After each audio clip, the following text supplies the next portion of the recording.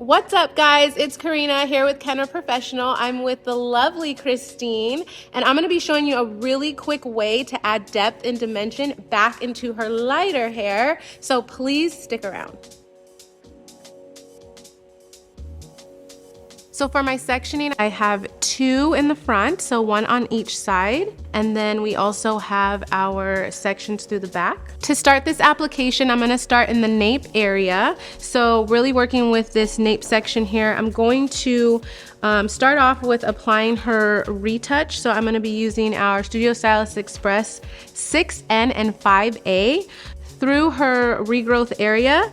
And for this section, the reason why I have sectioned it off this way is because I'm gonna take horizontal sections through this section and then pivot into a vertical.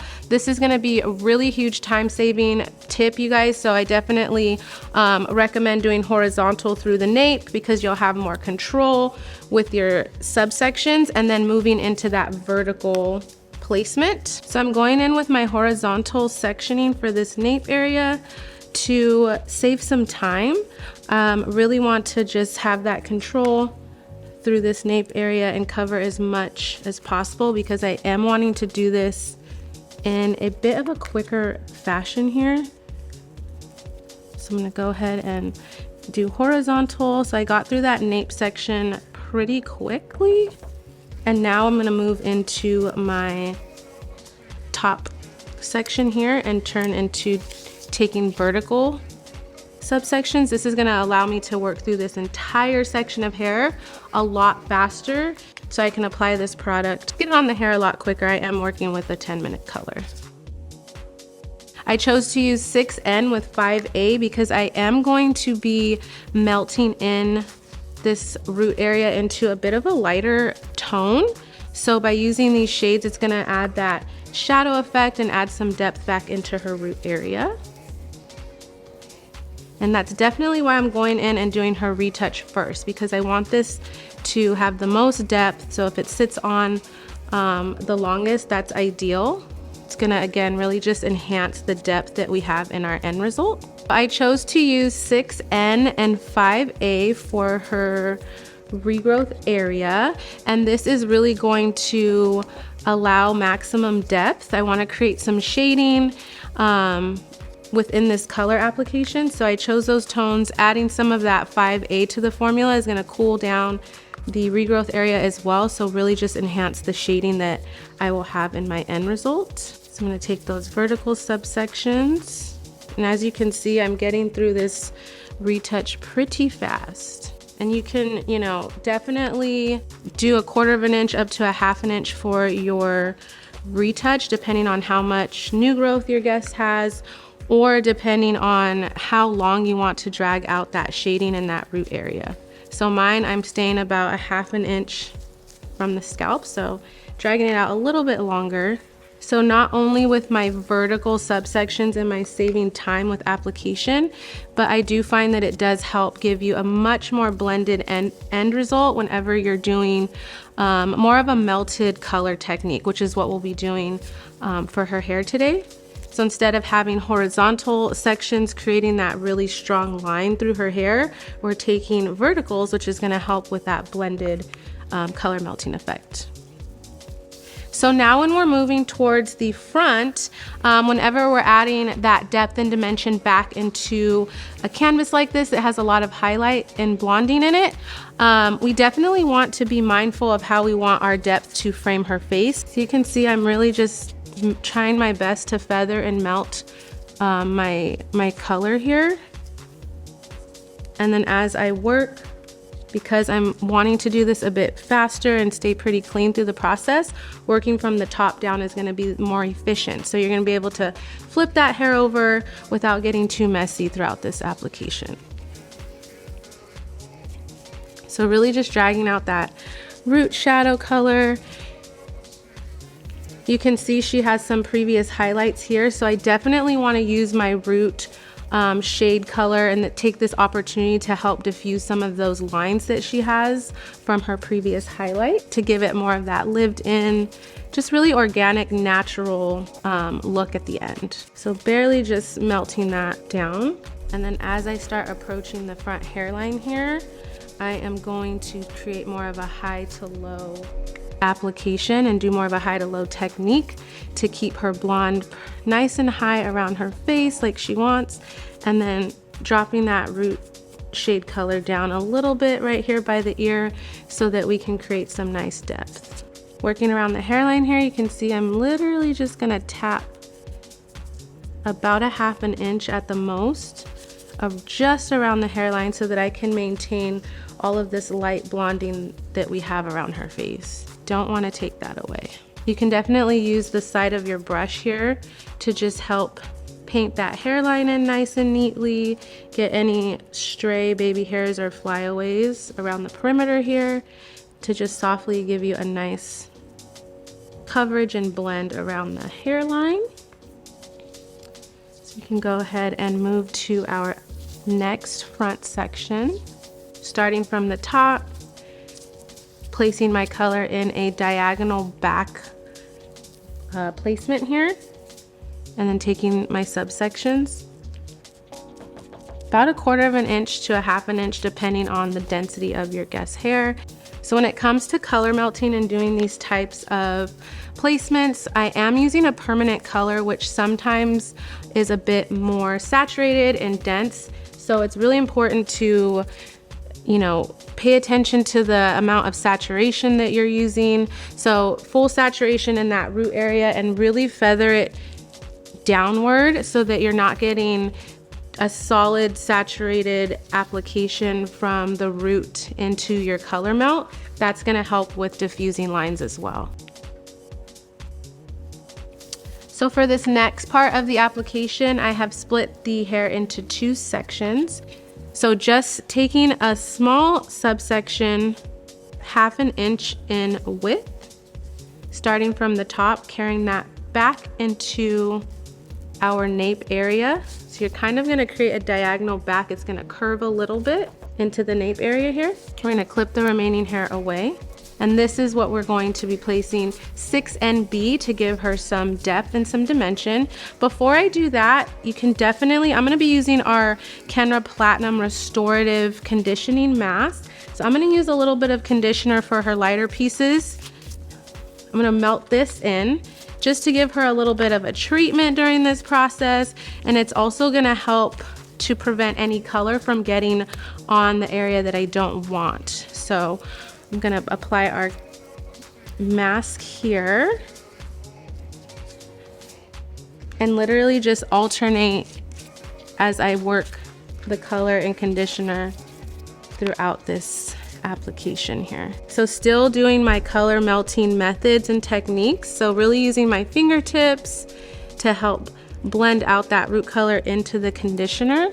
So moving into our 6NB through our next section here. Because we're working on a diagonal back, it's gonna have a natural high to low placement, which is awesome. So I'm gonna go ahead and take my 6NB. For this part, you can use your hands, you can use a board if you wanted to. I'm gonna go ahead and use my hands for this, and I just keep a little towel next to me to keep the application clean. So I'm gonna go ahead and use my fingers to drag that root color down, and then go ahead and apply my 6NB. Because I want her to still have some lightness through her ends, I'm actually gonna just drag this color through her mid-lengths and go ahead and leave her ends out.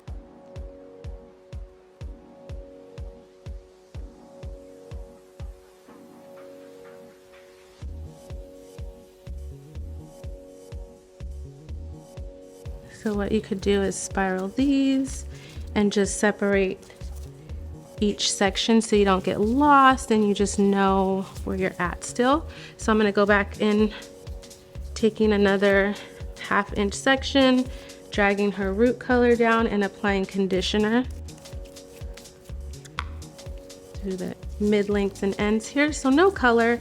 We're gonna do a nice glaze at the end when her color's done processing to bring us all together and really make it come to life.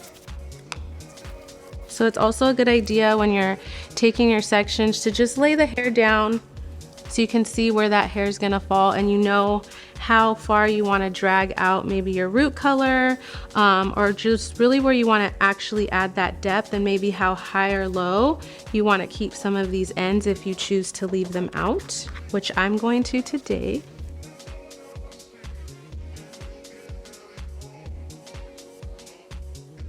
And whenever you are working on a color melt like this, because we're dragging dark down, I think the focus for the melting is definitely gonna be towards your ends here. So definitely wanna make sure we're melting those ends down really nicely.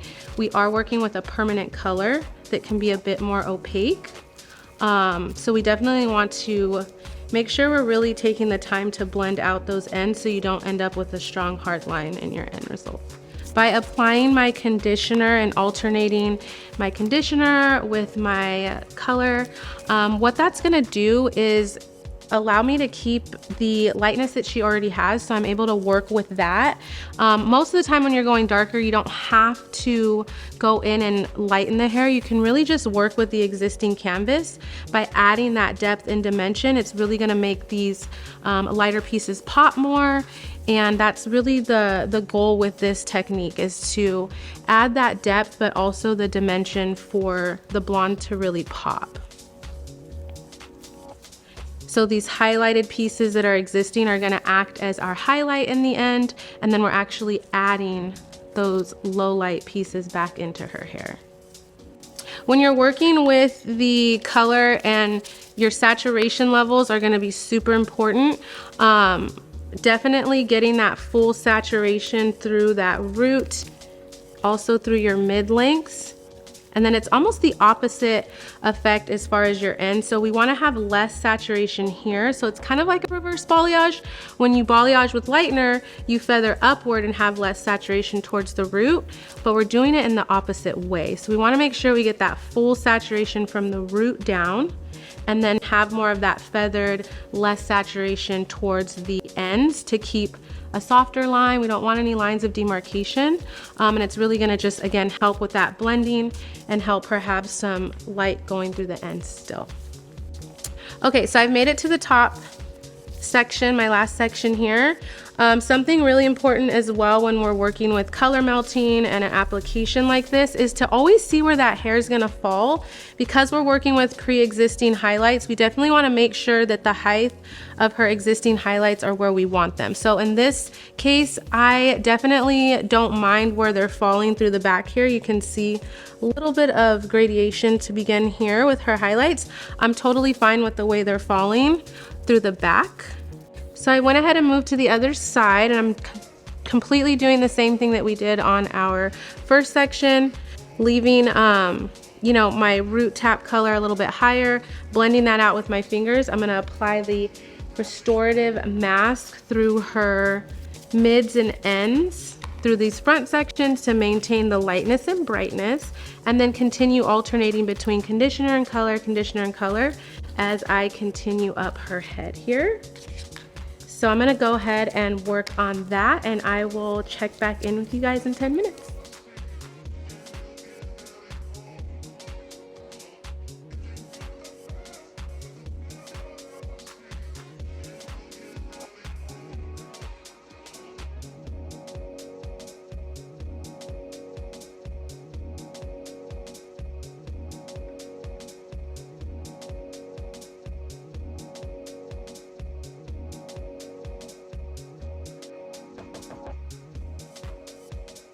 Now I've completed her entire color application. We're gonna go ahead and let this process for 10 minutes, and then we're gonna complete with an all over glaze at the bowl.